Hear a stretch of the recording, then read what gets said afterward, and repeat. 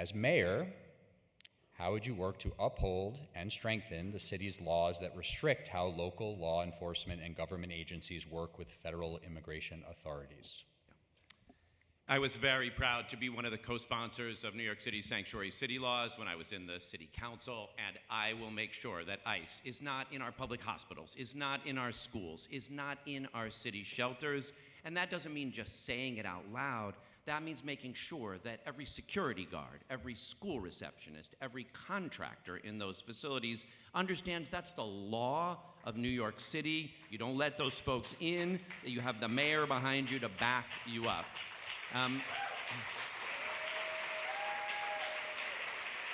Now, we could be so much further ahead. It's worth flagging how badly this mayor screwed this up over the last couple of years, because if we had provided legal services to people while they were in shelter or when they got here, so many of them would have already submitted their asylum applications, could already have work authorizations, and could be working right now. Unfortunately, a lot of people aren't now going to go to city facilities. So what we have to do instead is take the money that we were using for those facilities and get it out to community-based organizations and legal services partners who can go to people's homes, who will be in their churches and mosques, who will be on the ground in their organizations, because Dylan should have had a lawyer with him when he had to go to immigration hearing, and we can do that. New York City can provide the resources to make sure that no unaccompanied minor, no family is facing an immigration hearing or a deportation proceeding without a lawyer, and that's what I'll make sure happens when I'm mayor.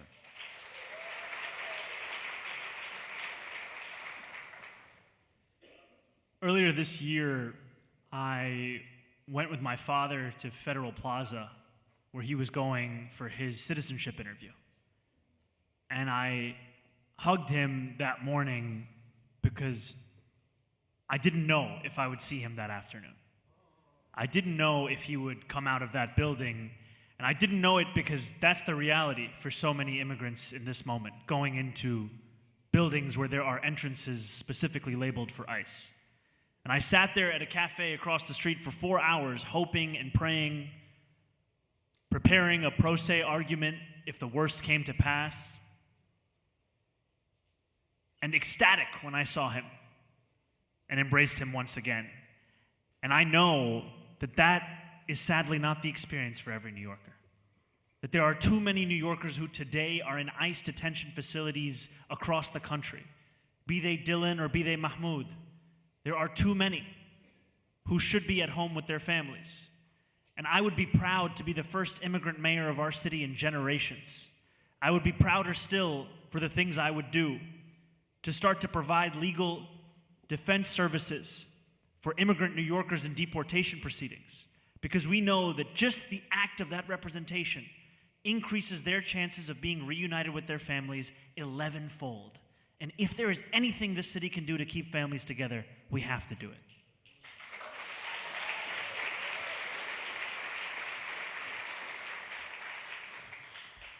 Well, let me share that it is horrible. My father was abducted by immigration when I was a baby. I don't remember, but my older sister and my mom do. And it was the 80s. It was hard to come by the information necessary. I mean, they didn't know where he was or what had happened to him for a few days. And my mom tells me, well, as the main breadwinner in the house, it was a lot of uncertainty, and her not knowing English very well at the time, of course, meant that she didn't know where to go to find resources, especially in Spanish back then. So I have to say that having had a desk in the mayor's office during the first Trump administration, I was really beholden to the incredible work that was done by the attorneys recruited for the program called Action NYC that was somehow forgotten by the current mayoral administration, but could have helped so many in this current migrant influx be able to access the legal representation they need. Perhaps more asylum seekers would have been able to apply. But more than that, I think the question speaks to, yes, keeping ICE off of Rikers and out of our public institutions and our schools. And it's why the NYPD has to adhere to the current sanctuary city law and making sure that that division of power is very, very clear.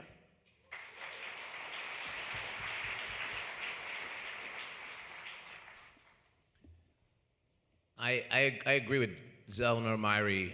We need more lawyers. But I would just add that we have to get the lawyers who know the business. First person I'm going to call when this primary gets certified is Donna Lieberman in the NYCLU.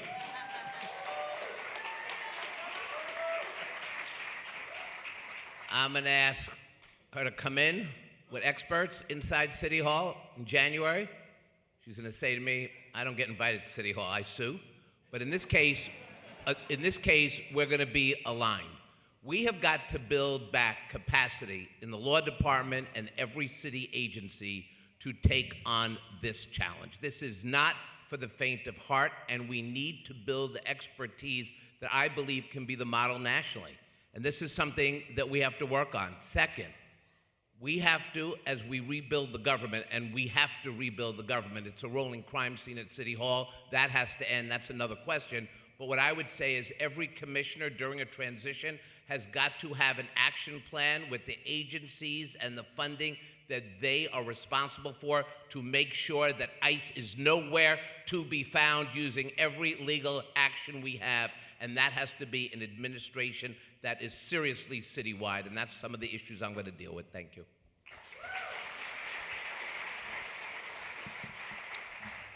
Sorry, just to be clear, are you saying no cooperation with ICE whatsoever, or you're saying to strengthen the sanctuary city laws further? I am not going to cooperate with people who take children off the street. But I understand that we have legal issues that we have to face, and that's why we need the ACLU and others to help us build out a protective legal action, and that's what I'm trying to strive for.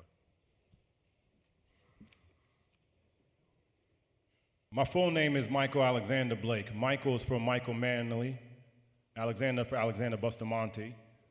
My family's from Jamaica. I don't know, we got any West Indians in the room right now. But let's start from the place that in the conversation around immigration, we can't get caught up in the nonsense of what MAGA Republicans have made this to be. Immigration is all of us. It's Latino, it's Caribbean, it's African, it's all of us being intertwined and protected.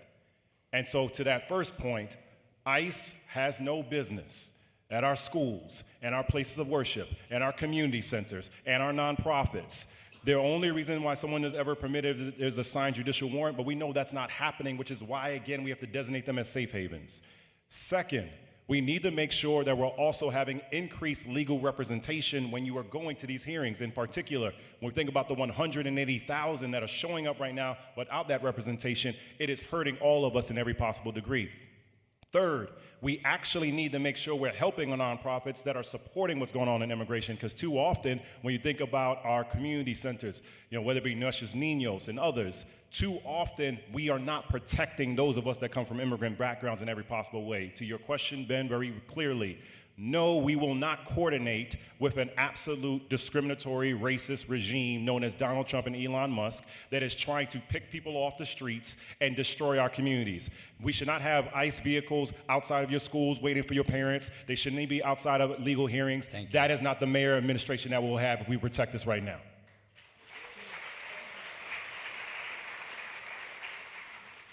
So I don't use the term migrant or immigrant. I use the term newcomer because I was born in Grenada. I was born in the Caribbean, and I grew up here in Harlem. I know that we think that strength is all about me being strong and bully with the president, but there's a lot of people with a lot of buyer's remorse right now because they thought they needed another strong, patriarchal white man in government, right? So what I want to say to you at the end of the day is I'm about solving problems for those individuals who are impacted by ICE. So no, I do not want to coordinate with him, but I also want to lift people up. One of the things that I'd like to do for New York City Day One is to give you a quality of life index tool where you can look, you know what your zip code is, but do you know what is in your zip code? So for example, if you are in 10469 in the Bronx, where are the legal services for you? Where are the attorneys? Where's the suicide prevention? Where are those things that that person who is a newcomer or any person in the community need to connect to?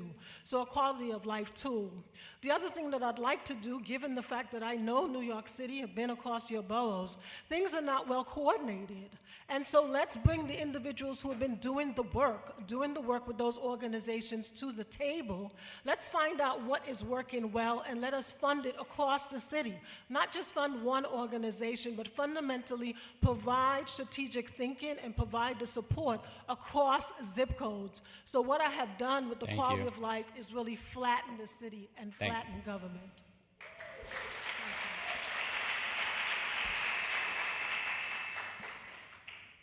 Thank you. This is the Caribbean half of the stage here. Yeah. Big up yourself. Big up yourself one time. Both of my parents were undocumented when they had me, and I was a pretty sick child. I had really bad asthma. But they felt safe enough to take me to a city hospital, Kings County Hospital, when I was suffering the worst of my asthma attacks because they knew the city would have their back. They weren't afraid to come pick me up after school. They weren't afraid to come to a PTA conference because they knew that they weren't going to get deported. But where are we now today in our city? Children aren't going to school. Our friends and our neighbors are not walking our business corridors. People are staying inside because they are afraid. This is shameful. Our sanctuary city status used to not be political. Well-known progressive, Rudy Giuliani.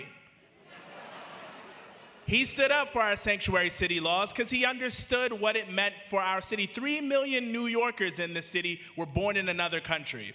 This is what makes our city great. So of course, we're gonna stand up to this president when he attacks our immigrant communities, but people also come here to work. So I wanna do something a little different. I have proposed something called Work NYC, a New York City specific work permit that says if you are here, we want you to work, we wanna give you that opportunity. And look, it's not a slam dunk. I've read the case law, but we gotta fight, and we gotta do something. And that's what I plan to do as mayor.